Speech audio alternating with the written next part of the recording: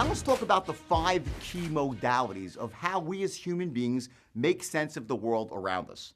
Now the reason this is so important is that these 5 modalities are the essential building blocks of how I'm going to teach you to manage your state at the highest possible level. Now again, let's cut to the live footage just for a minute here so I can give you the basics and I'll elaborate on them afterwards. We have 5 senses. Here's how we make sense of the world. Very simple. Okay, we have visual, auditory, visual, what we see, auditory, what we hear, kinesthetic, what we feel. We have gustatory, what we taste. Okay, and we have olfactory, what we smell. 5 senses. Visual, auditory, kinesthetic, gustatory, olfactory, smell. Now we have these in 2 ways. We have visual, what we see. I see you, that's visual. Also, I close my eyes and I visualize what I've already seen or can simply make up my own pictures. Everyone get that? So you have visual in the real world and visual remembered. Different types of modalities. I have auditory, I hear myself speaking, I can hear you speaking to me, and also I can close my eyes, I have an internal dialogue. I have an own internal dialogue, I hear myself speaking. As if you read my books, I got 3 or 4 dialogues going at any given time, right?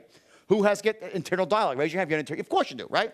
Or you could simply remember something that someone said to you. You can remember the words and hear them in your mind's eye, your mind's ear, right? So you have visual, auditory, remembered, and in the world. Kinesthetic, what I feel. I pick up this, I feel the chair, I feel my arm, or I get a gut feeling inside. Same, right? Visual in the world, visual what I feel. I remember a feeling I once had. Very important for this, right? Okay? And then you have gustatory, which of course is important now. You have gustatory, which is taste. And that doesn't just, doesn't come into play that often in the world, unless you're a chef.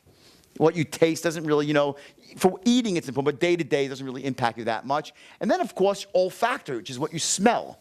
And if you're a human being, typically you're a visual or auditory dominant, and some people are kinesthetic, they're feeling people. This is how humans, we use VAK, visual, auditory, kinesthetic. Olfactory is great if you're a Labrador Retriever or a Beagle, okay? But of course, smell, and here's the interesting part, smell is the most powerful of all your senses. In terms of who's ever had this? You smell like one molecule of a smell can bring you back to your grandmother's room or a room. You can walk in somewhere and smell, oh my God, and you're like, in that instant, you're like, oh my God, it's a rush. Who's ever had that? Right? It's very powerful, olfactory. Great, you're back. Now, again, everyone actually has a dominant modality. Some people, in fact, actually have 2 modalities that are dominant. Personally, I'm very strong in the visual department. I make very clear pictures in my head, and I tend to almost think in pictures. Now, typically, people who are visually oriented, they move their hands a lot. As you see, I move my hands a lot, right? And they use phrases like, I see what you're saying, or let me see how I feel, and I'll get back to you.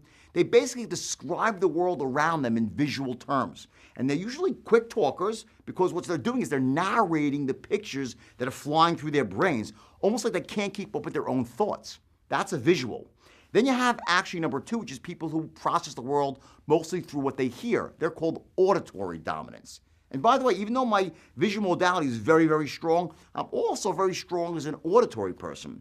Essentially, I rely on both of those to make sense of the world around me. I have very powerful internal dialogue, and I also listen very closely to what other people are saying, and I process it constantly. So I'm both visual and I'm auditory. Then you have some people who are actually kinesthetics, the so-called feelers, okay? And they process the world by how they feel. And it's a funny story because I'm actually in a relationship with a woman who's a feeler. And just imagine, someone like me who's a talker, right? The visual talker. I'm moving my hands. I see this, I see that. And she's like, I feel this, I feel like. Sometimes we have a talk and it's like we're not actually understanding each other and we're saying the same thing. She'll say like, I met this person, I bounced my radar off. I'm like, oh my God, she bounced her radar.